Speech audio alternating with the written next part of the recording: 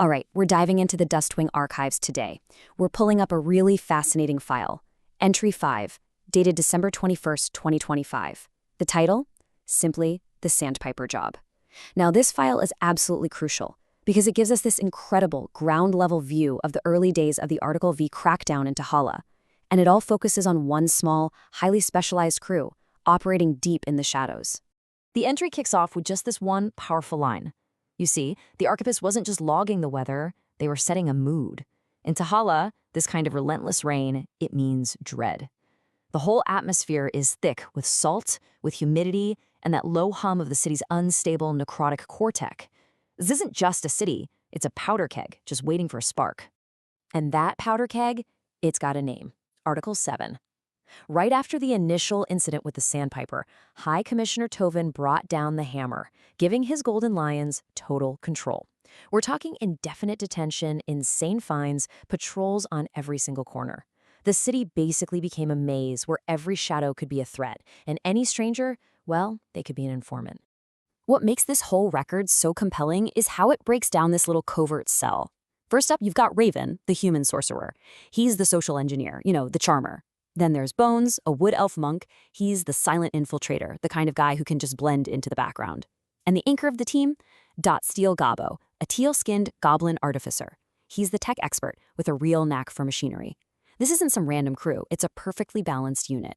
So, according to the file, the team holes up in the One-Eyed Cat, a dockside inn that was one of the few neutral places left. But time was running out. The city's locking down around them, and the wreck of the Sandpiper is their only real lead. So the plan they cook up, it had to be fast, desperate, and, yeah, incredibly high risk.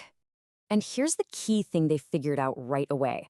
This was never about simple salvage. The Sandpiper was carrying Series 6 necrotic cores. These are highly dangerous, super-regulated power sources. The way the Golden Lions were freaking out about this wreck, it screamed that what was on the ship was way more important than the ship itself. So the crew's objective changed. It wasn't about recovery anymore. It was about intelligence. But, as these archives constantly remind us, under Article 7, no plan ever survives contact with the streets of Tahala. All that careful preparation, it lasted for about 30 feet.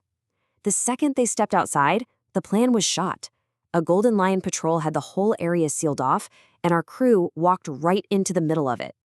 This whole encounter is just a masterclass in how well they work together. They're up against a superior force, so what do? They don't fight, they disrupt. Bones, the monk, throws down this magical darkness, and poof, the lion's biggest advantage, their sight, is gone. At the exact same time, Gobbo, the artificer, had already slicked the cobblestones with something. The archivist's note here is just perfect. Invisible men on ice in a downpour. In less than 30 seconds, they used chaos as a weapon and just vanished.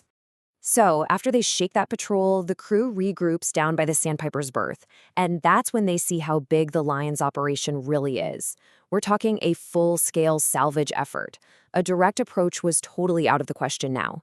They had to switch gears to a three-pronged mission to gather intel, with each of them playing to their strengths. First, Raven. He pulls a classic social engineering move. He doesn't even look at the operation itself, he focuses on the people watching it. He slides into a card game at a local hostel and learns that, get this, unofficial wagons were moving cargo from the site before the Lions even showed up. That was the first real proof of a shadow operation. At the same time, Bones just becomes invisible in plain sight.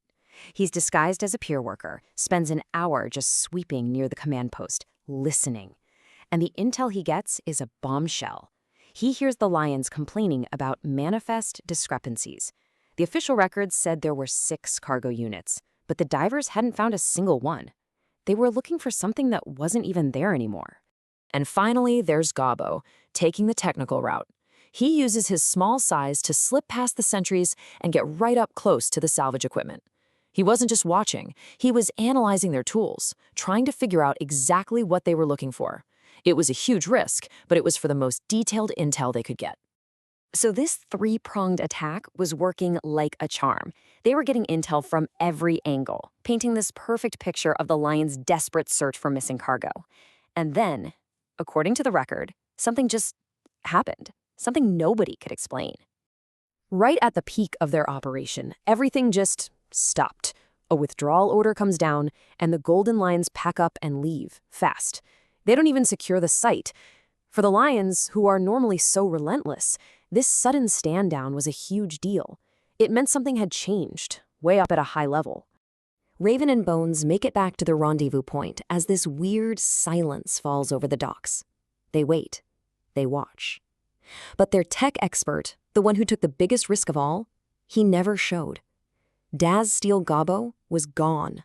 And that's the last line in Entry 5. A successful intelligence op had just flipped into a potential tragedy. The Golden Lions had vanished, and so had Daz Steele Gobbo. The record gives no other explanation, leaving us with this absolutely chilling, unanswered question just hanging in the rain-soaked air of Tahala.